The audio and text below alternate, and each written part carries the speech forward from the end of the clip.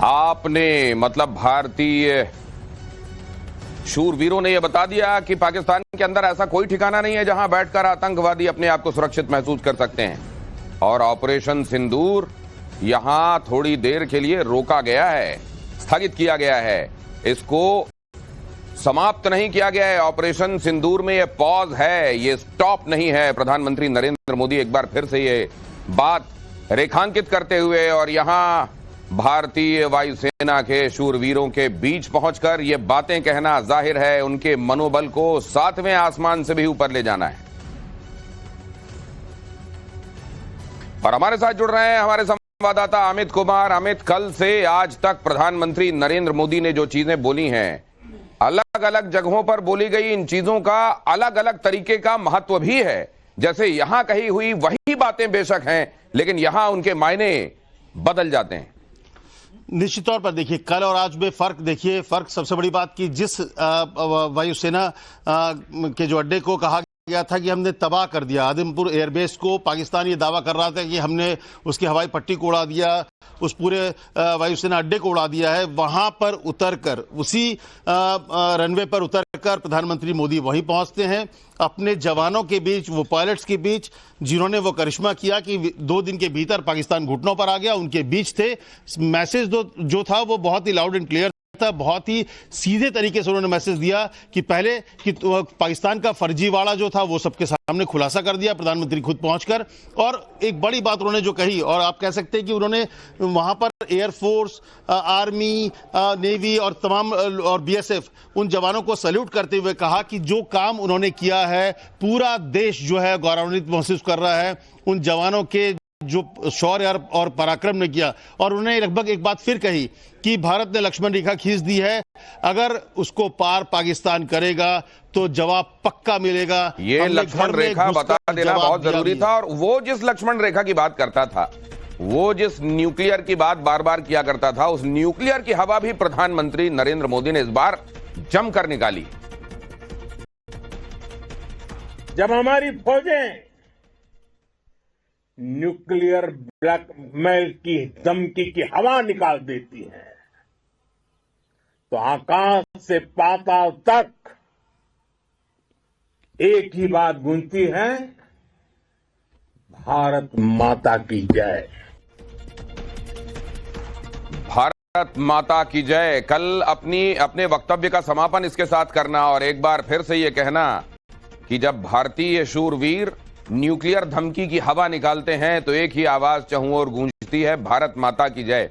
ये न्यूक्लियर का ब्लफ जैसा इन दिनों, बीते कुछ दिनों में निकला है अमित, ये तो मतलब अब उनके लिए बड़ा दुस्वप्न हो गया होगा कि ये लो अब तो हमारे पास ये धमकी वाला शस्त्र भी नहीं रहा। जी हाँ, मुझे लगता है कल रात को भी और आज प्रधानमंत्री ने जवानों के बीच में भी दोनों बार ये बात साफ तौर पर पाकिस्तान को बता दिया कि इस तरह की धमकी, ये जो परमाणु बम या परमाणु के जो धमकी दिए जा रहा है, इससे भारत डरने वाला नहीं है। अगर उससे डरता तो भीतर घर में घुसकर इस तरह से हमले नहीं करता, जवाब नहीं देता। जिस तरह से एयरफोर्स स्टेशन को उड़ाया गया है, लाहौर के भीतर जाकर लाहौर में धमाके किए, उनके एयर डिफेंस सिस्टम को उड़ाया, तो ये जो चीजें हैं ये बताने के लिए काफी। और प्रधानमंत्री ने जिस अंदाज में कहा, ये साफ था, प्रधानमंत्री का लहजा साफ और बहुत ही कठोर था कि इस तरह की धमकी अगर आपको लगता है, पाकिस्तान को लगता है कि उससे भारत डरने वाला है तो नहीं डरेगा। दूसरी बात, इस तरह की जो भारत में आतंकी गतिविधियों पे उन्होंने कल वाली बात एक और दोहराई कि किसी भी आतंकी घटना होगी तो आतंकवाद और उसको जो मदद करने वाली जो सरकार होगा उसको अलग से नहीं देखेंगे। मतलब साफ है कि जो ऑपरेशन सिंदूर के बाद जिस तरह से ऑपरेशन के बाद का जो कार्रवाई भारत सरकार ने की, भारत की सेना ने की, वो दोबारा भी होगी, दोबारा हो सकती है। अगर अपने हद में पाकिस्तान रहे तभी वो बच सकता है।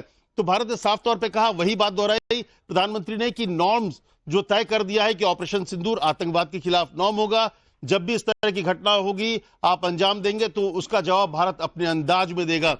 तो स्थिति साफ है। प्रधानमंत्री ने फिर से लक्ष्मण रेखा की बात की है और यह बता दिया है पाकिस्तान को कि मिट्टी में मिलाने की जो बात की थी, भारत के फौजियों ने, जवानों ने अपने शौर्य और पराक्रम से वहां पर आतंकी संगठनों को, उनके ठिकानों को मिट्टी में मिलाया भी, और साथ ही साथ उनका साथ देने वाले जो सेना है उसको भी वो जवाब दिया है कि 2 दिन के भीतर उनको घुटनों पर आना पड़ा, उनको समझौता के लिए गिड़गिड़ाना पड़ा, डीजीएमओ को फोन करके बात करनी पड़ी। तो प्रधानमंत्री का संदेश एकदम साफ था।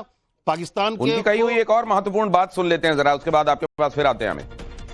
पाकिस्तान की गुहार के बाद भारत ने सिर्फ अपनी सैन्य कार्रवाई को स्थगित किया है।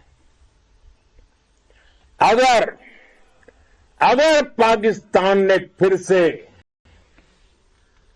आतंकी गतिविधि या सैन्य दुस्साहस दिखाया तो हम उसका मुंह तोड़ जवाब देंगे। ये जवाब अपनी शर्तों पर, अपने तरीके से देंगे। आतंकवादी घटनाएं होंगी या फिर सैन्य दुस्साहस होगा, उसका जवाब दिया जाएगा अपने तरीके से, अपनी शर्तों में। मतलब जो एडवर्सरी है उसको कुछ समझ में ना आए, बस इतना समझ में आएगा कि अगर उसने कुछ किया ऐसा जो भारत को गवारा नहीं है तो जवाब मिलेगा। अमित, हाँ, उन्होंने साफ तौर पे कहा कि जो सेना ने किया है, सेना को भी कह दिया कि अगर आप दुस्साहस करेंगे तो जवाब मिलेगा और करारा जवाब मिलेगा। मतलब जिस तरीके से पिछले दिनों हुई घटना ऑपरेशन सिंदूर के बाद सेना ने उसे अपने ऊपर हमला मानकर जो हमारे ऊपर ड्रोन भेजने शुरू किए, तो इसके बाद जो जवाब मिला उसके बाद वो एक तरह से कहें तो धुआं धुआं पाकिस्तान हो गया। और इसके बाद उनके पास कोई चारा नहीं था कि वो अपने को बचाने के लिए कभी अमेरिका के पास गया तो कभी भारत में डीजीएमओ के पास फोन कर रहा था कि आप हमसे बात करिए और हमसे ये समझौता कर लीजिए। तो प्रधानमंत्री मोदी ने साफ शब्दों में कहा कि इस तरह का दुस्साहस बर्दाश्त नहीं किया जाएगा। हमारा जो कार्रवाई थी हमारी, वो कार्रवाई को रोका गया है, खत्म नहीं किया गया है। और इसीलिए बार बार ये प्रधानमंत्री, कल भी प्रधानमंत्री ने कहा था कि स्थगित किया गया है, रोका नहीं गया है जो ऑपरेशन चल रहे हैं हमारे। क्योंकि अगर इस तरह की बातें और लगातार पाकिस्तान और पाकिस्तान की सेना और वहां पर जो भी हो रहा है उसकी हरकतों पर नजर रखी जाएगी भारत की तरफ से, और देखा जाएगा कि जो बातें पाकिस्तान प्रॉमिस कर रहा है समझौते के दौरान की वो गतिविधियां आतंकियों को मदद आगे नहीं करेगा, तो उसको वॉच किया जाएगा। इसलिए प्रधानमंत्री ने कल रात भी कहा था कि अगर पाकिस्तान को बचना है तो पाकिस्तानी सेना को पाकिस्तान में मौजूद जो भी इंफ्रास्ट्रक्चर है आतंकवादियों का, उसे खत्म करना पड़ेगा। और एक और बड़ी बात, जब ये भारत कहता है कि हमने उनको भी आइडेंटिफाई किया है जो वहां खड़े हुए थे उन जनाजों के पास जब हमने आतंकवादियों को मारा और वो वर्दी में वहां खड़े होकर होमेज दे रहे थे उनकी तरफ से, उनको भी हमने आइडेंटिफाई किया है। मतलब हिंदुस्तान ने यह बता दिया है कि वो सेना के भीतर हो, सरकार के भीतर हो, कहीं भी हो, आतंकवादियों के साथ जो खड़ा हुआ है उसको आइडेंटिफाई किया जाएगा और फिर सही वक्त आने पर उसके अंजाम तक भी उसको पहुंचाया जाएगा। सुरक्षा बलों ने जम्मू कश्मीर के शोपियां में 3 आतंकियों को मार गिराया। सूत्र बता रहे हैं कि मारे गए आतंकियों में एक पहलगाम। आप ग्राउंड जीरो की तस्वीरें देख सकते हैं। ये पूरा जंगली इलाका है जहां पर ये ऑपरेशन इस वक्त चलाया जा रहा है। जम्मू कश्मीर पुलिस की जो स्पेशल ऑपरेशन ग्रुप की टीम है और वो भारतीय सेना के जवानों के साथ और सीआरपीएफ की स्पेशल टीम्स के साथ इस एलओसी के इलाकों में है। भारतीय सेना अब एलओसी के करीब इलाकों को सर्च कर रही है और जहां लाइव बॉम्ब शेल पड़े हुए हैं उनको डिफ्यूज किया जा रहा है। राजौरी में भी सेना ने सर्च ऑपरेशन चलाया है, वहां पर लाइव बॉम्ब डिफ्यूज किए जा रहे हैं। जैसे जैसे इलाके सैनिटाइज किए जा रहे हैं, लोगों को उन इलाकों में जाने की इजाजत दे दी जा रही है। जो अभी जो शेल डिफ्यूज किया गया है, क्या लाइव पड़े हुए हैं, कोई स्कूल के अंदर लाइव शेल चले गए हैं, तो ये इंडियन आर्मी अपने मोर्चे पे, बॉर्डर पे तो डटे हुए हैं। ये हर वक्त जनता की सेवा के लिए तत्पर रहते हैं और इनका मैं शुक्रिया किन शब्दों से अदा करूं। अभी ये यहाँ जितने लाइव शेल पड़े हुए हैं उनको डिफ्यूज कर रहे हैं बड़ी सेफ्टी के साथ, और लोगों को ये एहसास हो रहा है कि भारतीय फौज है जो वो जनता के लिए है। और इस बीच बड़ी खबर, भारत पाकिस्तान तनाव के बीच भारत ने और S-400 मिसाइल डिफेंस सिस्टम खरीदने का फैसला किया। भारत ने रूस से S-400 डिफेंस सिस्टम की मांग की है। हाल में हुए तनाव के बीच भारत अपनी सैन्य ताकत को मजबूत करना चाहता है और इसीलिए यह फैसला किया गया है। पाकिस्तान सिस्टम है और भारत का S-500 एयर डिफेंस सिस्टम दुनिया के सबसे मजबूत एयर डिफेंस सिस्टम माने जाते हैं। अगर S500 की आप चर्चा करें तो इसकी रेंज जो है वो 600 किलोमीटर तक है, जबकि S400 400 किलोमीटर तक वार करता है। रिस्पांस टाइम की बात करें तो टारगेट सामने आते ही सिर्फ 4 सेकंड में रिस्पांस हो जाता है, सिर्फ 4 सेकंड। S400 में रिस्पांस टाइम 10 सेकंड था, लेकिन इसकी खासियत ऑल्टीट्यूड यानी एयर डिफेंस सिस्टम की ऊंचाई तक मारने की क्षमता है। S500 आसमान में 200 किलोमीटर की ऊंचाई तक टारगेट मार गिराता है, यानी इसकी रेंज से सैटेलाइट भी दूर नहीं है, जबकि S400 में ये रेंज 30 किलोमीटर तक थी और भारत अगर ये सिस्टम लेता है तो वो चीन को टक्कर देने की ताकत ले आएगा। और आगे आपको दिखाएंगे जहरीली शराब ने कहां 17 लोगों की जान ले ली।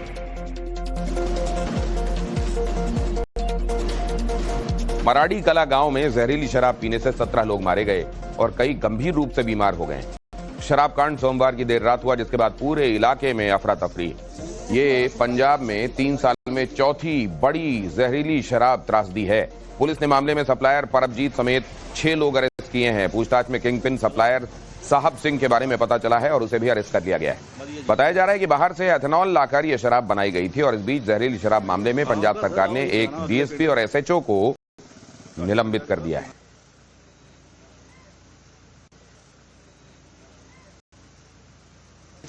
अभी तक इस मंदभागी इंसिडेंट में 17 लोगों की डेथ हो चुकी है और 3 सीरियसली जो है वो हॉस्पिटलाइज्ड हैं और उनकी भी अभी देखभाल। Total 10 people have been arrested.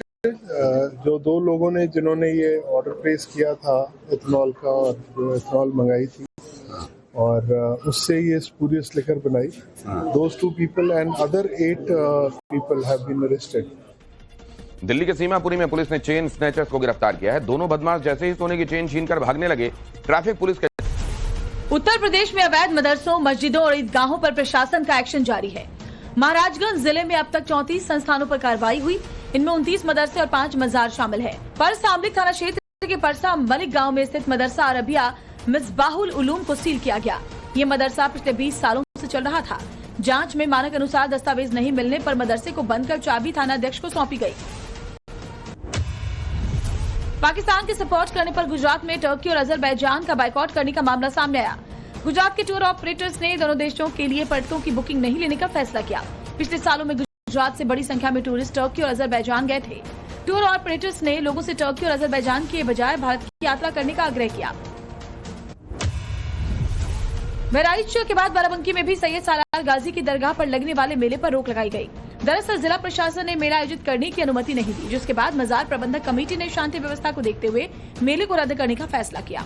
कई हिंदू संगठन बहराइच में आयोजित मेले को लेकर विरोध जता रहे थे। मेला 14 से 18 मई 2025 तक आयोजित होना था। हिंसा प्रभावित पश्चिम बंगाल के मुर्शिदाबाद जिले में बम मिलने से हड़कंप मच गया। मामला पूर्वी देवीदासपुर का है। जाम के बगीचे में 2 बाल्टी में जिंदा बम रखा था। खबर मिलते ही बम निरोधक दस्ता मौके पर पहुंचा और बाल्टी में रखे बम को बरामद किया। बगीचे में बम किसने और क्यों रखा था, पुलिस इस जांच में जुटी है। बम मिलने के बाद गांव के लोग खौफ में हैं। मुंबई सीएसटी स्टेशन पर एक बड़ा हादसा टल गया। प्लेटफॉर्म की सफाई के दौरान मशीन रेलवे ट्रैक पर गिर गई। यह हादसा उस समय हुआ जब लोकल ट्रेन पटरी पर आ रही थी। हालांकि मोटरमैन ने मशीन को ट्रैक पर गिरते देख लिया और फौरन ट्रेन को रोक दिया। इस ट्रैक पर कुछ देर के लिए ट्रेनों की आवाजाही बाधित रही। गुजरात के एक मौलाना मोहम्मद अफजल अब्दुल शेख दारी के मदरसे को प्रशासन ने जमींदोज कर दिया है। मौलाना अब्दुल शेख दारी 10 दिन पहले गिरफ्तार किया गया था और अब पाकिस्तान के व्हाट्सएप ग्रुप से उसकी कनेक्शन की जांच की जा रही है। फिलहाल मौलाना गुजरात एटीएस की हिरासत में है और आज प्रशासन का बुलडोजर मदरसे पर पहुंचा और इसे गिराया गया। सरकार ने पिछले दिनों कुछ लोगों को मुफ्त में प्लॉट आवंटित किए थे और इसी प्लॉट पर मदरसा बनाया गया था।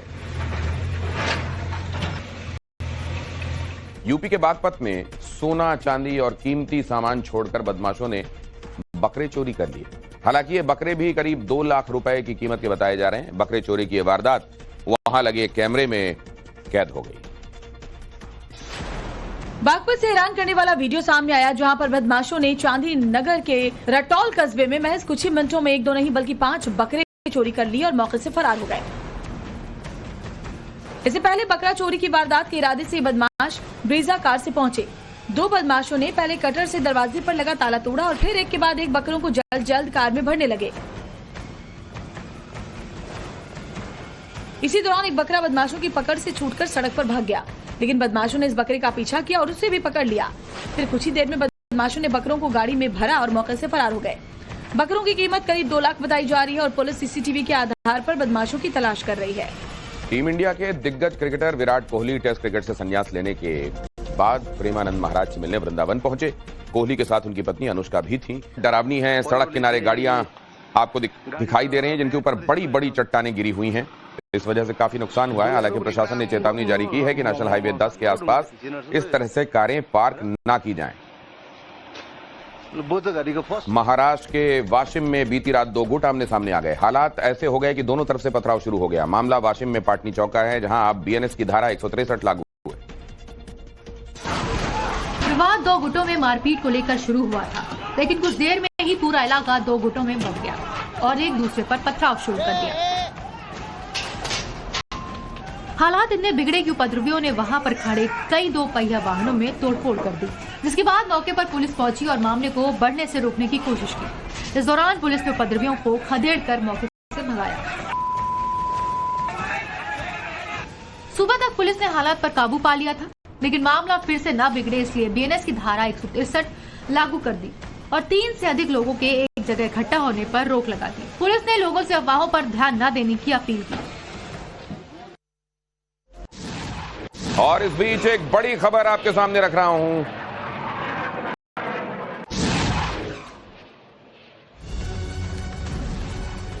यहां बहुत जल्द आपके सामने इस समय की ब्रेकिंग नमूदार होगी। कल कैबिनेट कमेटी ऑन सिक्योरिटी की बैठक होने वाली है। कल सीसीएस की बैठक होने वाली है। आप देख रहे हैं ऑपरेशन सिंदूर के अभी ये जो पॉज चल रहा है उस दौरान भी महत्वपूर्ण बैठकें हो रही हैं। न सिर्फ भारत की तरफ से आज डिफेंस अटैचेस को मिलकर सारा कुछ बताया गया, भारत तमाम महत्वपूर्ण देशों को ये अपनी तरफ से बता रहा है कि उसने क्या कार्रवाई की, क्यों की और किस तरीके से उसकी कार्रवाई एक लेजिटिमेट दायरे में आती है। और प्रधानमंत्री नरेंद्र मोदी अब करने वाले हैं कल कैबिनेट कमेटी ऑन सिक्योरिटी की